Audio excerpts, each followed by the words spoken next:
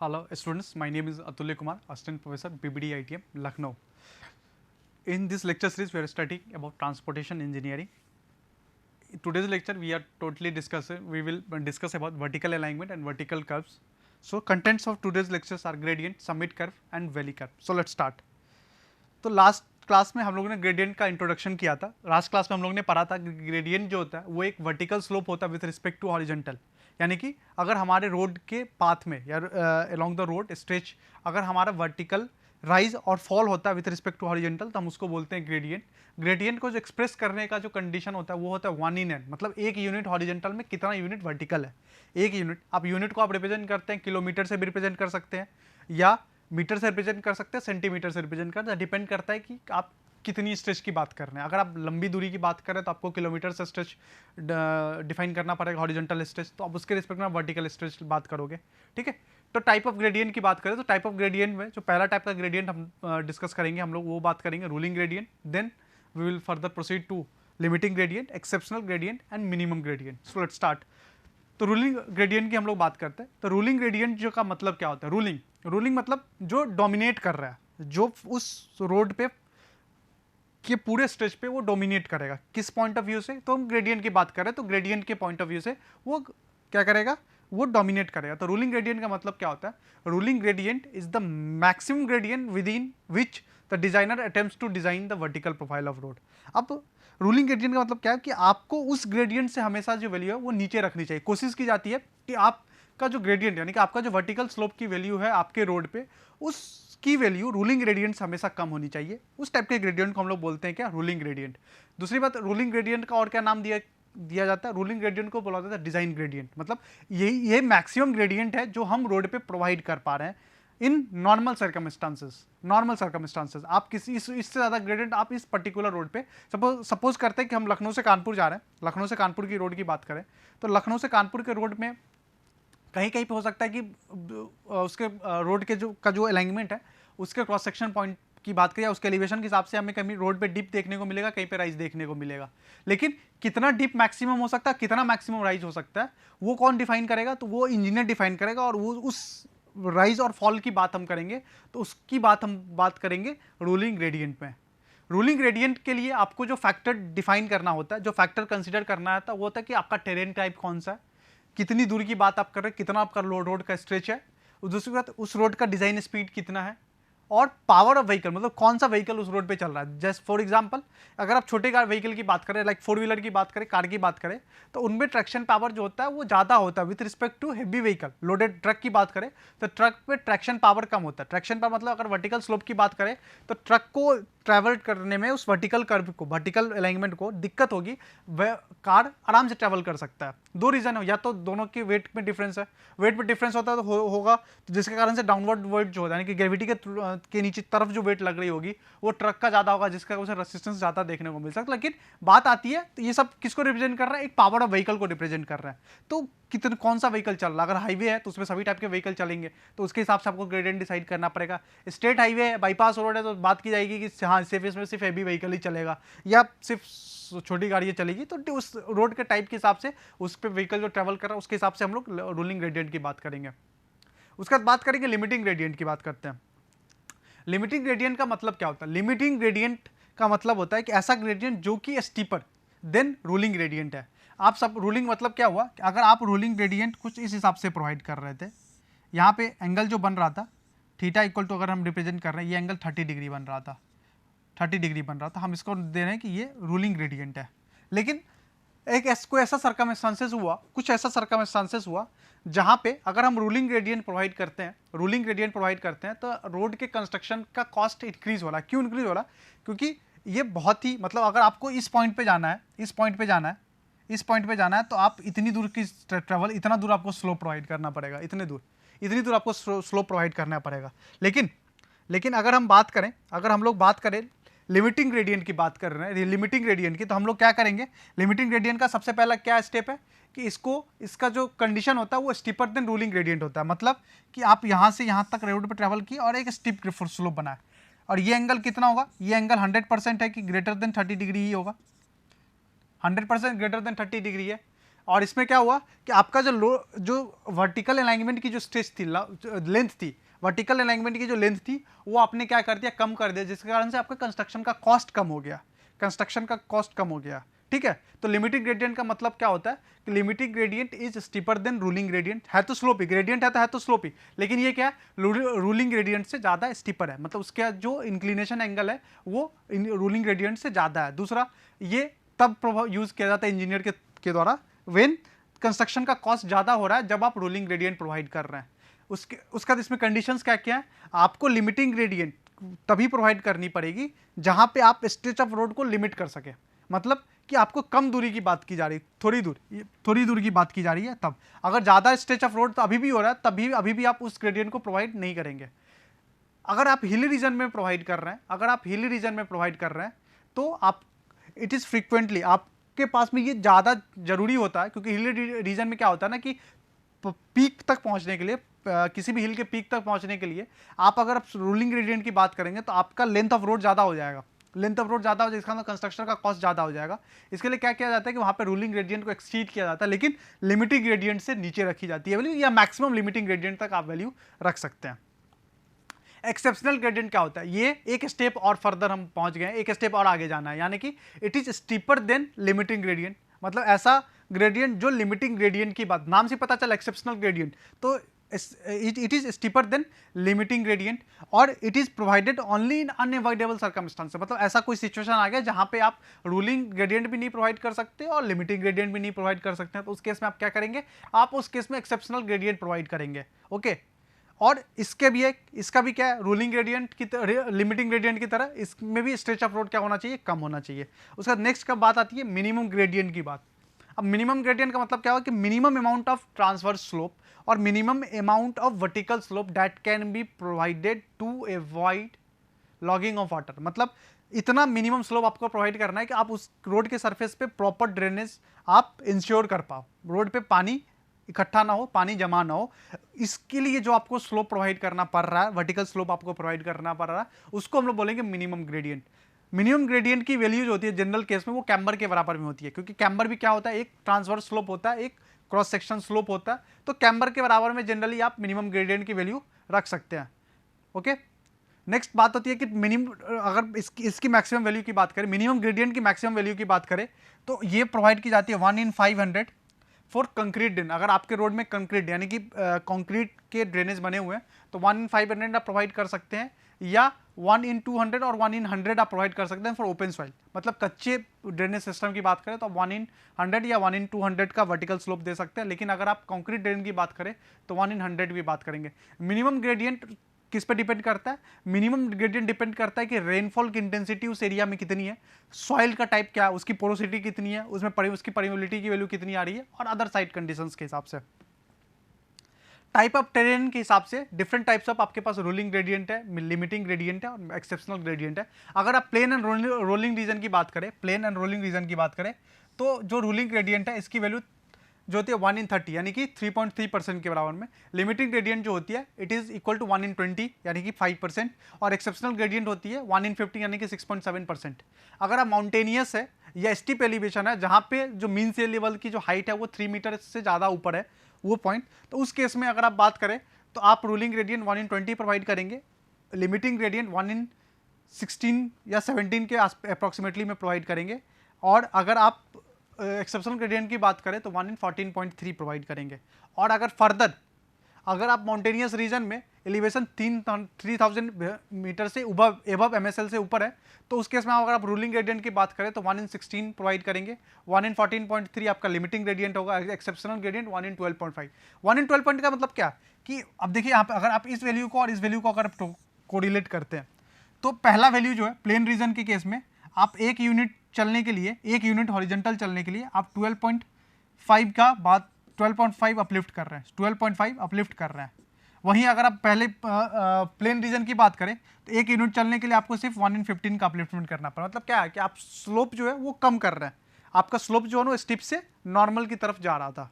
ठीक है, अब बात करते हैं ग्रेड कंपनसेशन की। तो ग्रेड कंपनसेशन का मतलब क्या होता है कि जब भी आपके पास कोई शार्प हॉरिजॉन्टल कर्व इंट्रोड्यूस करना होता है और जहां पे शार्प कर्व जो हॉरिजॉन्टल कर्व जो होता है वहाँ से एक वर्टिकल कर्व स्टार्ट होने वाला होता है, तो आप उस केस में क्या होता है कि आपको ग्रेड को कंपनसेट करना पड़ेगा सो दैट कि एक्सीडेंट के चांसेस जनरेट ना हो, डेवलप ना हो. When a sharp horizontal curve is to be introduced on a road which has already a maximum permissible gradient, मतलब आपने ग्रेडियंट की डिजाइन पहले कर चुके हैं, अगर उस केस में अगर आपके ट्रैक्टिव फोर्स को कम नहीं होना, क्योंकि जब हम ट्रेवल करते हैं एक हॉरिजॉन्टल कर्व पे, हॉरिजॉन्टल कर्व मतलब हॉरिजॉन्टल प्लेन में वो कर्व है, लाइक ए सर्कुलर रीजन की तरफ बात करें, तो अगर आप जब एक हॉरिजॉन्टल कर्व पे ट्रेवल कर रहे हैं तो ऑलरेडी आप अपनी व्हीकल की स्पीड को डी एक्सेलरेट करके कम कर चुके हैं ताकि आपकी व्हीकल ओवरटर्न ना हो ड्यू टू सेंट्रीफ्यूगल एक्सेलरेशन की, सेंट्रीफ्यूगल फोर्स की वजह से. और उसके साथ ही अगर आपको अपलिफ्ट मतलब एक अपर कर्व पे जाना होगा तो आपकी वैल्यू ऑलरेडी कम है, और एक कर्व को ट्रैवल करने के लिए आपको स्पीड यानी कि आपको पावर ज़्यादा चाहिए, एक्सेलरेशन आपको ज़्यादा लगाना पड़ेगा, लेकिन आपकी स्पीड कम है, तो उस केस में आपको क्या करना पड़ेगा, ग्रेड को कंपनसेट करना पड़ेगा. आपको ग्रेड को कंपनसेट मतलब ग्रेड को कम करना पड़ेगा सो दैट कि वो व्हीकल जो है, वो जो अभी व्हीकल ट्रैवल कर रहा है वो वर्टिकल अलाइनमेंट को भी अच्छे से विदाउट किसी ज़्यादा परेशानी से, विदाउट डिफिकल्टी से उसको ट्रैवल कर रहे हैं. तो ग्रेड कंपनसेशन की वैल्यू क्या होती है, तो ग्रेड कंपनसेशन इक्वल टू होता है 30 + r/r. 30 + r/r परसेंटेज में निकलती है, r जो होता है वो रेडियस ऑफ कर्व होता है, और ग्रेड कंपनसेशन जो इससे जो भी वैल्यू आपकी निकलेगी, इससे जो भी वैल्यू निकलेगी, this value should must be less then 75/r. 75/r से कम होनी चाहिए.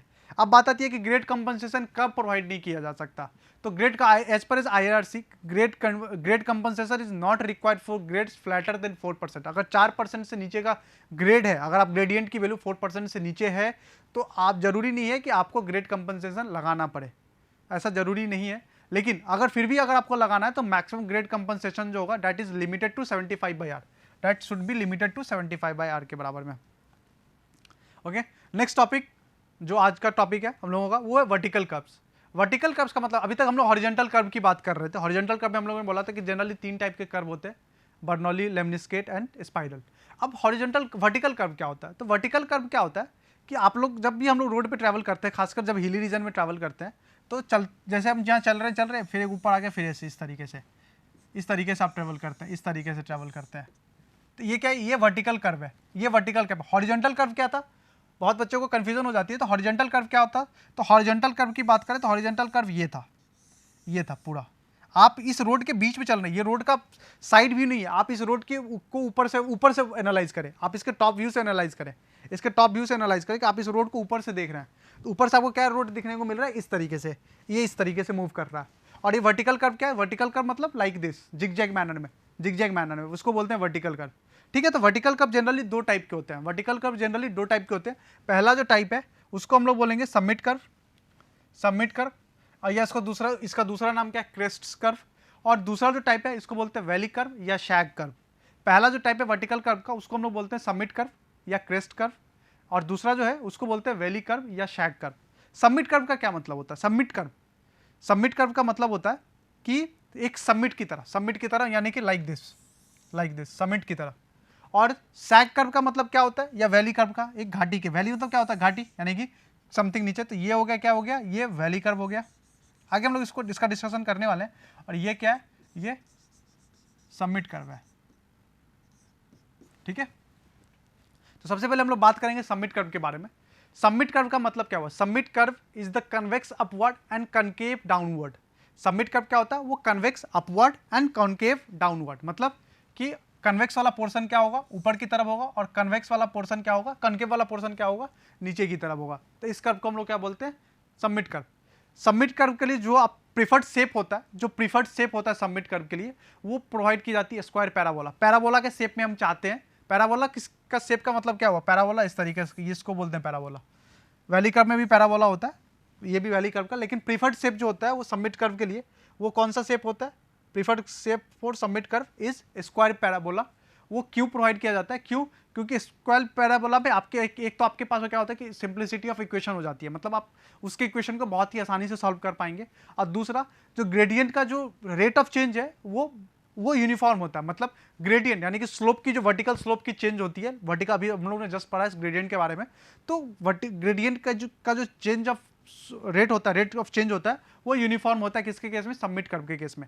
आइडियल की बात करें, अगर प्रेफर कर्व है स्क्वायर पैराबोला, लेकिन अगर आइडियल केस जाते हैं जो कि जनरली प्रोवाइड नहीं किया जाता, लेकिन फिर भी अगर हम आइडियल केस की बात करें तो आइडियल केस और ideal curve for submit curve is circular, ideal curve for submit curve is circular. Okay, दूसरी बात होती है, सबसे इंपॉर्टेंट बात जो होती है, सबसे इंपॉर्टेंट बात जो बहुत सारे कंपटीशन एग्जाम में पूछा जाता है कि सबमिट कर्व पे ड्राइवर या व्हीकल के पैसेंजर को डिस्कंफर्ट फील नहीं होता।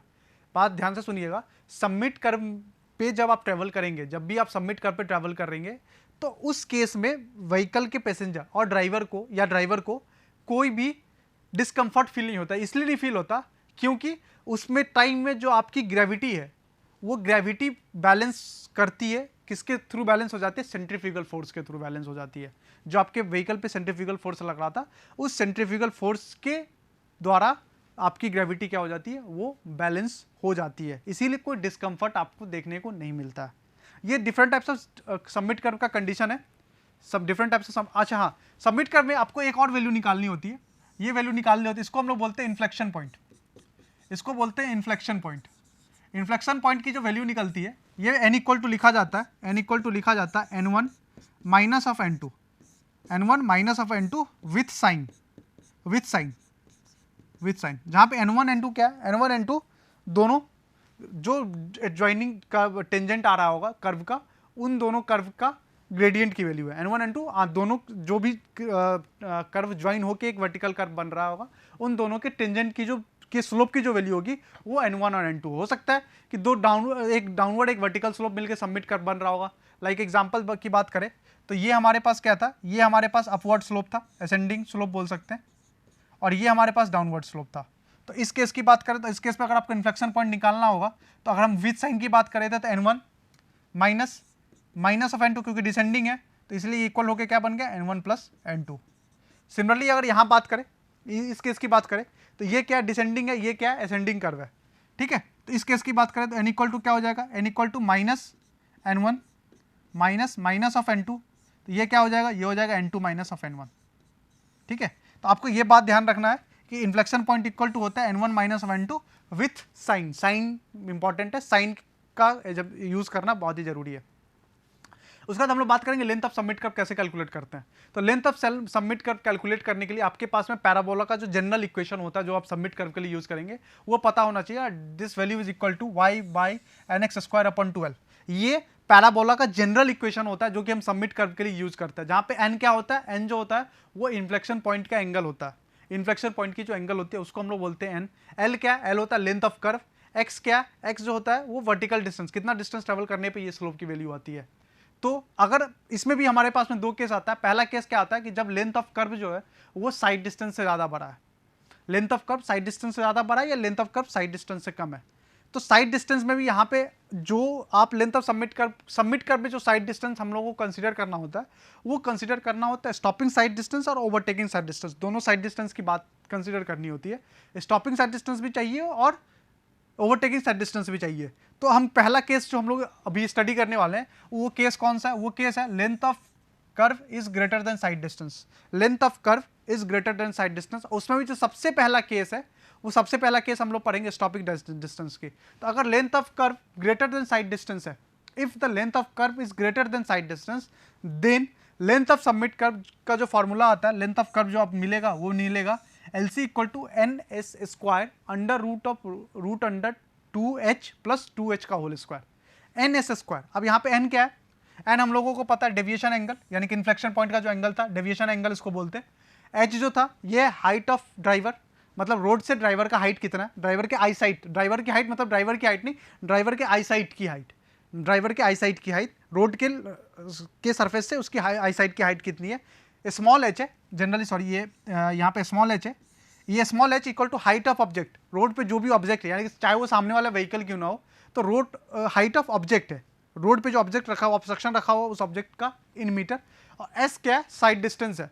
साइड डिस्टेंस डिपेंड करता है कि आप कौन से साइड डिस्टेंस की बात कर रहे हैं, स्टॉपिंग साइड डिस्टेंस की बात कर रहे हैं, ओवरटेकिंग साइड डिस्टेंस की बात कर रहे हैं, उसके हिसाब से। तो अगर length of curve greater than side distance है, हम अभी बात नहीं कर रहे हैं कौन सा साइड डिस्टेंस है, लेकिन बस बात कर रहे हैं कि length of curve is greater than side distance. तो if length of curve is greater than side distance, then आपके पास जो जनरल इक्वेशन हुआ है लेंथ ऑफ सबमिट कर्व निकालने का, that is equal to NS square upon root under 2 into capital H plus root under 2 small h का whole square. तो अगर आप इसमें अगर आप सब्स्टिट्यूट करें, अगर हम बात करें फॉर स्टॉपिंग साइड डिस्टेंस की बात करें, अगर आप स्टॉपिंग साइड डिस्टेंस की बात करें तो यहाँ पे आपको दो वैल्यू सब्स्टिट्यूट करना पड़ेगा। हाइट ऑफ ड्राइवर आई की वैल्यू जो IRC के हिसाब से रिकमेंड की गई है वो 1.5 मीटर, और हाइट ऑफ ऑब्जेक्ट की वैल्यू जो रोड पे रखी गई है उसकी वैल्यू IRC ने रिकमेंड किया 0.5 मीटर। मतलब ये दोनों वैल्यू आप इस इक्वेशन में पुट करोगे, इस इक्वेशन में पुट करोगे और यहाँ से आप वैल्यू निकालोगे और ये वैल्यू निकल के आएगा LC equal to NS² upon 4.4, LC equal to NS² upon 4.4। और अगर आप यहाँ पे ओवरटेकिंग साइड डिस्टेंस की बात करे थे तो IRC के according h equal to small h equal to 1.5 metre, क्योंकि ओवरटेकिंग साइड डिस्टेंस में सामने वाली गाड़ी की बात हो रही होती है ना, इसीलिए।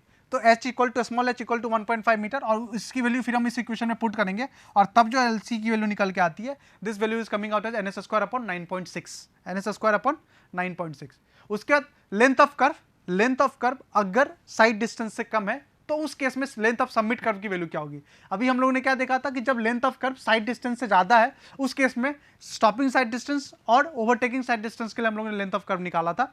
अब हम बात करेंगे अगर length of curve side distance से कम है तो उस केस में दोनों कंडीशंस के लिए, यानी कि साइड डिस्टेंस के लिए और ओवरटेकिंग साइड डिस्टेंस के लिए आप कैसे वैल्यू निकालेंगे। तो जनरल इक्वेशन फिर से बात करें तो general equation is LC equal to 2s minus under root of 2 into h plus 2h का होल स्क्वायर अपॉन n। ठीक है, जहां पे फिर से वही बात है, h इक्वल टू क्या है, h इक्वल टू है height of driver eye sight level, small h equal to क्या है height of object, s equal to क्या है साइड डिस्टेंस है। तो अगर हम बात करें फिर से स्टॉपिंग साइड डिस्टेंस तो कंडीशन है h की वैल्यू 1.5 मीटर, स्मॉल h की वैल्यू 0.15 मीटर। तो हम उस वैल्यू को इस इक्वेशन में पुट करेंगे और यहां से जो वैल्यू निकल के आएगी, this value is coming as 2s minus 4.4n, 2s minus 4.4n।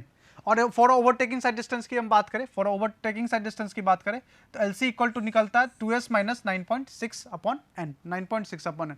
Radius of curvature की बात करें अगर आपके सबमिट कर्व में, radius of curvature for a submit curve की बात करें तो इसकी वैल्यू होती है L upon n, L upon n। ये अब कहां से निकल के आया, फिर से प्रीवियस लेक्चर्स में हम लोगों ने पढ़ा था कि एंगल इक्वल टू होता है, एंगल इक्वल टू होता है आर्क का लेंथ अपॉन रेडियस। और ये रेडियस क्या होता है हम लोग को पता होता है, रेडियस ऑफ कर्वेचर होता है। और एंगल क्या है, डिफ्लेक्शन एंगल है। ये जो इन्फ्लेक्शन पॉइंट का जो एंगल था जिसको हम डिफ्लेक्शन एंगल बोलते हैं वो एंगल है। तो radius equal to arc length upon हम एंगल लिख सकते हैं, तो सेम बात है L अपॉन n, वहां से वैल्यू आई हुई है। ठीक है, अब बात करते हैं वैली कर्व के बारे में। वैली कर्व के बारे में बात करते हैं तो वैली कर्व का मतलब क्या होता है कि जब भी कोई डाउन ग्रेडियंट किसी अदर डाउन ग्रेडियंट के साथ मीट करता है तो वो एक वैली कर्व फॉर्म करता है। वैली कर्व में क्या होता है, जैसे कि उसमें सबमिट कर्व में कन्वेक्स क्या था, अपवर्ड था, कॉन्केव डाउनवर्ड था, यहाँ ठीक उल्टा होता है, कॉन्केव अपवर्ड होता है, कन्वेक्स डाउनवर्ड होता है।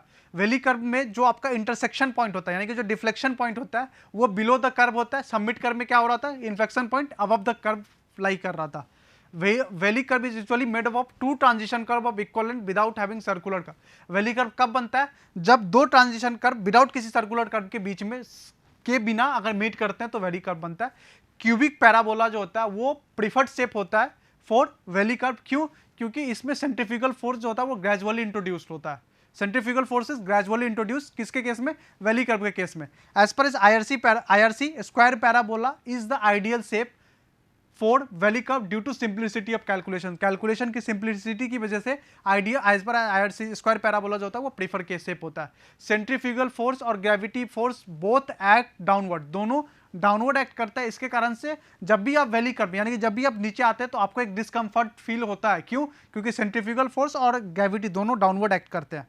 तो अगर लेंथ ऑफ कर्व की बात करें वैली कर्व की, तो वैली कर्व का जो लेंथ ऑफ कर्व होता है वो डिपेंड करता है चार कंडीशन पे। सबसे पहला कंडीशन होता है वो होता है headlight side distance during night time, मतलब रात में जो गाड़ी है, क्योंकि साइड जब ऊपर से नीचे आ रहे होते हैं ना तो आपको सामने से आने वाली व्हीकल या जो आपको ओवरटेक जिसको आपको ओवरटेक करना है वो आपको बहुत ही आसानी से विजुअल होता है। तो इसलिए साइड डिस्टेंस की बात नहीं होती है, यहाँ बात होती है हेडलाइट साइड डिस्टेंस की, आप कितनी दूर देख सकते हैं रात के टाइम में। तो हेडलाइट साइड डिस्टेंस, दूसरा ड्राइवर कंफर्ट, तीसरा क्रॉस ड्रेनेज सिस्टम और तीसरा एस्थेटिक अपीयरेंस। ये चार कंडीशंस होता है जिसपे कि हम लोग बात करते हैं। तो जो मैथमेटिकली जो कंडीशंस होते हैं वो कंडीशंस जनरली होते हैं ड्राइवर्स कंफर्ट और हेडलाइट साइड डिस्टेंस की वजह से। तो लेंथ ऑफ कर्व अगर हम बात करें on the basis for comfort condition की बात करें, ऑन द कंफर्ट कंडीशन की बात करें तो length of curve equal to होता है VU अपॉन CR। VU कहाँ था, वेलोसिटी, जो जिस स्पीड से वो व्हीकल ट्रेवल कर रहा होता, और सी जो होता है वो rate of change of centrifugal acceleration होता है। रेट ऑफ चेंज ऑफ क्या होता है? सेंट्रीफ्यूगल एक्सेलरेशन होता है।